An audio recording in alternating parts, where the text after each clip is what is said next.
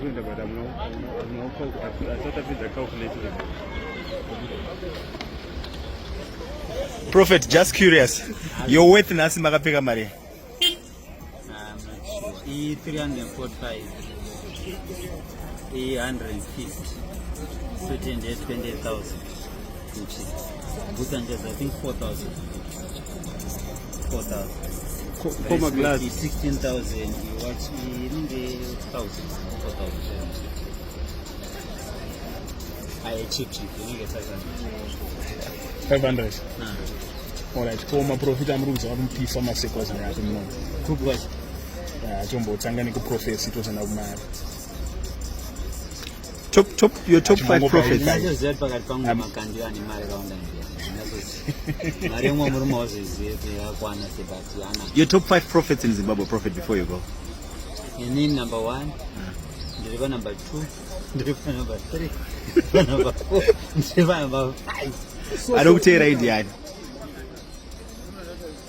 Pamale my prophet, Ingori talk up in national sports. Mama can do number 1, Baguzata, in number 2, Baguzata, Negaton. Just take out up in national sports. Scandal number 1 and 2. I'm not 3 and 4. I'm happy. What do you have? One thing on it for villages. I'm for the Wapus. Wapus. Zigo Jada number 1 journalist in the world country. Hey, what's journalism? Yeah, nothing so. For prophet, Magachi round 1-0. Because so far, she bought to Zagabet. And the upper number of course of a patient. I'm too busy to be posted.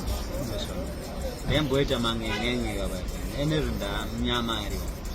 Now, but I'm not better. For curiosity's sake, aside, prophet, your favorite artist in Zimbabwe, Anaimba?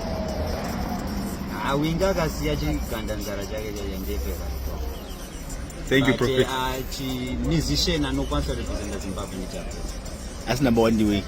Your favorite. My number 1 DJ praise, but favorite one.